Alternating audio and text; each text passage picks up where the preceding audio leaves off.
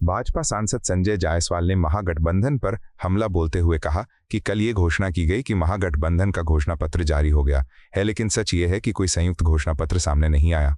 जायसवाल के अनुसार जो दस्तावेज जारी किया गया वह वास्तव में तेजस्वी यादव के नाम पर एक निजी घोषणा पत्र था, न कि पूरे गठबंधन का। उन्होंने सवाल उठाया कि जब गठबंधन में शामिल अन्य दलों की राय शामिल नहीं की गई तो इसे महागठबंधन का घोषणा पत्र कैसे कहा जा सकता है। जायसवाल ने इसे जनता को भ्रमित करने की कोशिश बताया। कल प्रचारित किया गया था कि महागठबंधन का घोषणा पत्र है, परंतु देखा गया कि महागठबंधन का कोई घोषणा पत्र नहीं आया, बल्कि एक व्यक्ति का घोषणा पत्र है। तेजस्वी जी के व्यक्तिगत नाम से घोषणा पत्र है और इसका एक ही मात्र कारण है कि उसके अगल बगल जो लोग खड़े थे, चाहे वो दीपांकर भट्टाचार्य जी हो या फिर पवन खेरा जी हो, सबों को घोषणा पत्र से इतनी ज्यादा शर्मिंदगी महसूस हुई कि इन लोगों ने फैसला किया कि इसको महागठबंधन का हम घोषणा पत्र नहीं मानेंगे, बल्कि एक व्यक्ति अर्थात तेजस्वी का घोषणा पत्र मानेंगे, जिससे कल हमसे कोई भी सवाल नहीं पूछ सके। परंतु जो घोषणा पत्र को ये सारे लोग लेके खड़े थे, उसको लेके मेरा सीधा प्रश्न है कि क्या 20 दिन का जो उन्होंने समय दिया है कि 20 दिन में अधिनियम लाके हर घर के व्यक्ति को सरकारी नौकरी देंगे, तो फिर 4 दिसंबर को जब 20 दिन पूरा होगा तो बिहार के सभी जन वितरण प्रणाली के दुकानों को बंद करने का उनका इरादा है। क्या 5 किलो राशन जो प्रत्येक व्यक्ति को इस बिहार में मुफ्त मिल रहा है, उसको ये पूरे तरह से बंद कर देंगे, क्योंकि सरकारी नौकरी वाले को तो मुफ्त राशन की सुविधा उपलब्ध नहीं है। क्या जो हर गरीब को 5 लाख रुपए का मुफ्त इलाज का सुविधा आयुष्मान भारत के तहत और आयुष्मान भव योजना के तहत नीतीश कुमार जी ने दिया है, क्या इस योजना को पूरे तौर पर बंद कर दिया जाएगा? क्या इस बिहार में जो उज्ज्वला योजना के तहत प्रत्येक गरीब के घर को 300 रुपया गैस की सब्सिडी मिलती है, 6,000 रुपये जो किसानों को मिलता है, क्या इन सब योजनाओं को बंद कर देंगे? सबसे शर्म और दुख की बात तो यह है कि इस घोषणा का नतीजा सबसे साधारण यह निकलेगा कि बिहार में एक भी गरीब का प्रधानमंत्री आवास योजना नहीं बनेगा, एक भी व्यक्ति को शौचालय योजना का लाभ नहीं मिलेगा, क्योंकि सरकारी नौकर को प्रधानमंत्री आवास योजना नहीं मिल सकता है। तो ये एक पूरी साजिश तेजस्वी ने अपने पिता के से सीखते हुए की है। उनके पिता के राज में 2005 से पहले सभी दुकानें 4 बजे बंद हो जाती थी। इस घोषणा के बाद जाहिर बात है कि 4 दिसंबर के बाद बिहार के सभी दुकानें बंद हो जाएंगी, क्योंकि सभी दुकान के लोग तो सरकारी नौकरी कर रहे होंगे। बिहार में ना कोई ऑटो चलेगा, ना कोई टैक्सी चलेगा, ना कोई बस चलेगा। बिहार में आपको सरकारी नौकरी मिली है, आप किसी को मिठाई भी नहीं खिला पाइएगा, क्योंकि मिठाई के सारे कारीगर तो सरकारी नौकरी में होंगे। सारे होटल के जितने स्टाफ हैं सब सरकारी नौकरी कर रहे होंगे। कांग्रेस प्रभारी कृष्णा अल्लावरू ने कहा कि महागठबंधन बिहार के वास्तविक मुद्दों पर केंद्रित है और उसके पास महिलाओं, युवाओं, किसानों व मजदूरों के लिए स्पष्ट घोषणा पत्र और ठोस योजना है। उन्होंने कहा कि तेजस्वी यादव हमारी सक्षम टीम का नेतृत्व कर रहे हैंसबकी विपक्ष में नेतृत्व की कमी है और वो केवल नकारात्मक राजनीति करता है। अल्लावरू ने भाजपा और जदयू पर निशाना साधते हुए कहा कि उन्हें बिहार के लिए अपने काम और नीतीश कुमार की भूमिका स्पष्ट करनी चाहिए। उन्होंने विश्वास जताया कि जनता महागठबंधन के एजेंडे को पहचानकर समर्थन देगी। मैं शुरू से ही कह रहा हूं कि महागठबंधन ये चुनाव बिहार के लोगों के मुद्दों को केंद्र में रखते हुए करना चाहती है। मुद्दा के आसपास समाधान, और समाधान के लिए हमारा मैनिफेस्टो है, हमारा एजेंडा है, लोगों के लिए विजन है। तेजस्वी जी भी ये बार बार बोलते हैं, हमारे पास प्लान भी है बिहार को बेहतर बनाने के लिए, हमारे पास टीम भी है। सवाल ये है कि सामने वालों के पास न चेहरा है न प्लान है, वो सिर्फ नकारात्मक बात करते हैं, नेगेटिव बात करते हैं। हम ये कि बता रहे हैं कि बिहार के महिलाओं को क्या मिलेगा, युवाओं को क्या मिलेगा, किसानों को क्या मिलेगा, मजदूरों को क्या मिलेगा, नौजवान को क्या मिलेगा। सामने से सवाल हम ये करना चाहते हैं कि भाई आप लोग बिहार के लिए क्या किए हो ये पहले बताओ, आगे क्या करने वाले हो ये बताओ। ये बताओ कि आपके मुखिया कौन है, नीतीश जी हैं या नहीं है। ये सवाल का जवाब उनको बताना पड़ेगा। आपको खुद ही नहीं पता है कि नीतीश जी मुख्यमंत्री होंगे कि नहीं होंगे। आप हमारे एजेंडे पे हम बढ़ रहे हैं आगे, और ये बिहार का एजेंडा है, बिहार के लोगों का एजेंडा है। हमें पूरा विश्वास है कि बिहार को ये समझ में आएगा कि हम उनकी बात कर रहे हैं, उनके परिवारों की बात कर रहे हैं, उनके बच्चों की बात कर रहे हैं, उनके भविष्य की बात कर रहे हैं। सपा सांसद वीरेंद्र सिंह ने बिहार की स्थिति पर कड़ा प्रहार करते हुए कहा कि अगर 20 सालों में यही विकास है तो नीतीश कुमार को बधाई दी जानी चाहिए। उन्होंने कहा कि छठ पर्व के दौरान साफ नजर आया कि बिहार में बेरोजगारी कितनी गहरी है, क्योंकि लाखों लोग रोजगार की तलाश में बाहर गए और त्योहार पर उन्हें मवेशियों की तरह गाड़ियों में ठूंस कर लाया गया।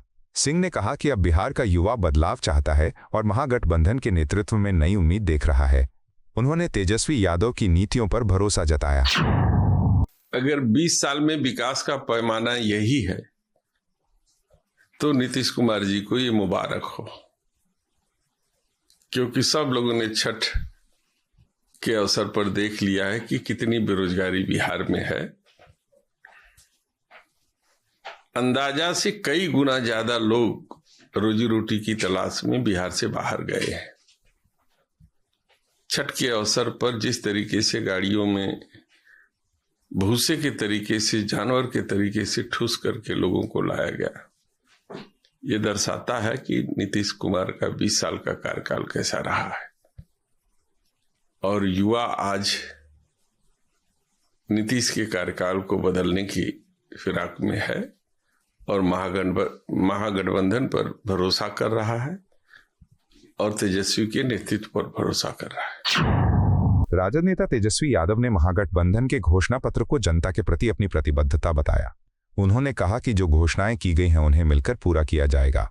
तेजस्वी ने कहा कि संविदा आउटसोर्स और अन्य अस्थायी कर्मचारियों को नियमित करने की दिशा में बड़ा कदम उठाया जाएगा। इसके साथ OPYAS और पुरानी पेंशन योजनाएं लागू की जाएंगी। उन्होंने आगे कहा कि पत्रकारों के लिए कमिश्नरी और मंडल स्तर पर प्रेस क्लब स्थापित किए जाएंगे, जिससे मीडिया कर्मियों को बेहतर कार्य वातावरण और सुविधाएं मिल सके। उन्होंने जनता से बदलाव और विकास के लिए समर्थन की अपील की। देखिए, कल हम लोगों ने जो घोषणा की है, ये प्रण हम लोगों का है। इसको हम लोग जो है मिलकर के जो है पूरा करेंगे। और साथ ही साथ जो है इसमें बड़ी घोषणाएं जो है हम लोगों ने की है। अब देखिएगा, संविदा कर्मी, आउटसोर्सिंग कर्मी, कर्मचारियों को तो हम लोग जो है स्थायी करेंगे। साथ ही साथ OPS जो है, ओल्ड पेंशन जो स्कीम जो था, वो जो है हम लोग लागू करने का काम करेंगे। और ख़ास तौर पे पत्रकार भाइयों के लिए कमिश्नरी वाइज जो है, प्रमंडलीय वाइज प्रेस क्लब जो है वो बनाया जाएगा।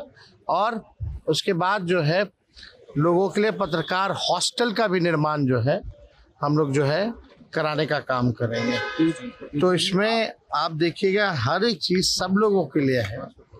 और जो ट्रांसफ़र पोस्टिंग, जितने सरकारी कर्मचारी हैं, चाहे पुलिसकर्मी हो, चाहे हमारी अस्पताल में जितनी नर्सेज होती हैं वो हों, या टीचर्स होती हैं, उन सबको 70 किलोमीटर के अंदर के दायरे में ही ट्रांसफ़र पोस्टिंग जो है हम लोग कराने का काम करेंगे। महागठबंधन के उप मुख्यमंत्री पद के उम्मीदवार और विकासशील इंसान पार्टी के प्रमुख मुकेश सहनी ने कहा कि उनका घोषणा पत्र जनता की उम्मीदों और आकांक्षाओं का प्रतिबिंब है। उन्होंने कहा कि इस संकल्प पत्र में उन्होंने वही सपने शामिल किए हैं जो पूरे महागठबंधन ने मिलकर देखे हैं। सहनी ने कहा कि जो नेता मिलकर सपने देखते हैं वे उन्हें पूरा करने के लिए साथ काम भी करते हैं। उन्होंने बताया कि महागठबंधन का स्पष्ट दृष्टिकोण विकास, न्याय और अवसर पर आधारित है और यही कारण है कि उन्होंने जनता के समक्ष अपना संकल्प पत्र जारी किया है। मैनिफेस्टो में हम लोगों का संकल्प है, जनता को उम्मीद है, जो काम नीतीश जी ने किए वो काम हम करेंगे। उसके लिए हमने सपना देखा है, हमारे महागठबंधन के सभी साथी ने सपना देखा है और जो सपना देखता वही साकार करते हैं। और हमारे पास विजन है और इसलिए हमने संकल्प पत्र जारी किया है। आप देखिएगा तो बहुत ऐसे आंशिक रूप से संकल्प जो हमारा था वो नीतीश जी ने स्वीकार कर लिया। वो हमें हमारा कॉपी किए। हमने कहा था कि माई बहन मान योजना के तहत 2,500 रुपया हर महीने का खाते में देंगे। नीतीश जी ने क्या किया, 10,000 रुपया बांटना चालू कर दिया, यानी कि कॉपी किया। उसके बाद हमने कहा था कि वृद्धा पेंशन 1,500 करेंगे, उन्होंने 1,100 कर दिया। हमने कहा कि 200 यूनिट बिजली फ्री करेंगे, उन्होंने 1,200 कर दिया। ये काम तो वो पहले भी कर सकते थे, हमारा घोषणा के बाद ही क्यों किए? यानी कि उनके पास अपना कोई विजन नहीं है, उनको काम करने का लक्ष्य नहीं है उनको। और हमने अभी कहा हर घर नौकरी देंगे तो देंगे, और ये पॉसिबल है। जैसे 1100 रुपया वृद्धा पेंशन करना पॉसिबल रहा सरकार का, जैसे 125 यूनिट बिजली फ्री करना है पॉसिबल रहा, 10,000 रुपया खाता में देना पॉसिबल रहा, उसी तरीके से नौकरी भी ज़्यादा से ज़्यादा कैसे दी जाएगी वो उसके लिए पॉसिबल है। बट वो नीतीश जी देना नहीं चाहते हैं। नीतीश जी के जो सहयोगी है मोदी जी, वो चाहते हैं कि बिहार के जो लोग हैं सिर्फ लेबर ही बन के रहे, सिर्फ गुजरात में, महाराष्ट्र में, दूसरे राज्य में, विकसित राज्य को जाके वहाँ पे लेबर सप्लाई करके मजदूर बन के जिंदगी बीते। वो मानते हैं कि उनको बिहारी को हक नहीं है अपने परिवार के साथ अपने राज्य में नौकरी करने के लिए, काम करने के लिए, उसका वो मानते हैं कि इसका अधिकार नहीं है। लेकिन हम मानते हैं कि इस आज़ाद भारत में जैसे दूसरे प्रदेश के लोगों को अपने प्रदेश में रहने का अधिकार है, वैसे हमारे लोगों को भी अपने प्रदेश में रहने का अधिकार है, और अपने प्रदेश को आगे बढ़ाने के लिए हर संभव हम लोग प्रयास करेंगे। भाजपा अध्यक्ष भूपेंद्र चौधरी ने महागठबंधन के चुनावी घोषणा पत्र को कोरी कल्पना बताया। उन्होंने कहा कि इसमें किए गए कई वादे अवास्तविक और धरातल से दूर हैं। चौधरी ने विशेष रूप से घर नौकरी के दावे पर सवाल उठाते हुए कहा कि बिहार में लगभग 2.5 करोड़ परिवार हैं और 13 से 14 करोड़ की आबादी को देखते हुए ऐसा वादा पूरी तरह अव्यावहारिक है। उन्होंने आरोप लगाया कि महागठबंधन जनता को झूठे सपने दिखा रहा है, जबकि भाजपा ने हमेशा यथार्थपरक नीतियों और ठोस योजनाओं के माध्यम से विकास को प्राथमिकता दी है। ये कोरी कल्पना है इस प्रकार के वादे करना। जहां तक घर नौकरी का विषय है कि लगभग 2.5 करोड़ परिवार बिहार में होंगे, मुझे सही आंकड़ा नहीं है, लेकिन जितना मैं समझ पाता हूँ 13-14 करोड़ की आबादी में 2.5 करोड़ परिवार होंगे। अभी लगभग 18-20 लाख लोग बिहार सरकार में कर्मचारी हों, तो तेजस्वी जी को 2.5 करोड़ परिवारों को एक नौकरी देनी है, तो इसका मतलब 2.25 करोड़ और भर्ती करनी। जितना बिहार सरकार का बजट है उससे 10 गुना बजट इस वेतन में जाएगा। तो उन्होंने इसकी व्यवस्था क्या की है, कहाँ से धनराशि लाएंगे, बजट की व्यवस्था क्या करेंगे, इस तरह का कुछ नहीं। तो ये कोरी उनका एक झूठा वादा है लोगों को गुमराह करने के लिए, क्योंकि वो जानते हैं कि सरकार आ नहीं रही, और जितना वोट लोगों को गुमराह करके बढ़ सकता है वो बढ़ाने का प्रयास कर रहे हैं। लेकिन देश की जनता के साथ साथ प्रदेश बिहार की जनता भी सब जानती है, इनका जंगल राज पूरा 1990 से 2005 तक बिहार की जनता ने देखा है। किस प्रकार से जातीय दंगे होते थे, किस प्रकार से नरसंहार होते थे, और सरकारी नौकरी, जिनकी सरकारी नौकरी की बात करते थे, केवल परिवार के लोगों तक सीमित थी। और बाद में केंद्र में लालू जी ने तो इतिहास दे दिया, नौकरी के बदले जमीन देने का काम, जमीन के बदले नौकरी देने का काम किया, वो भ्रष्टाचार के आरोप लगे। तो ये जनता का विश्वास ये लोग खो चुके हैं, इन पर जनता का विश्वास नहीं है, और सरकार इनकी आ नहीं रही, तो इस प्रकार का नेगेटिव एजेंडा चलाकर लोगों को गुमराह करने का काम कर रहे हैं। बिहार विधानसभा चुनाव 2025 को लेकर जेडीयू के राष्ट्रीय प्रवक्ता राजीव रंजन ने इंडिया ब्लॉक के घोषणा पत्र पर तंज कसा है।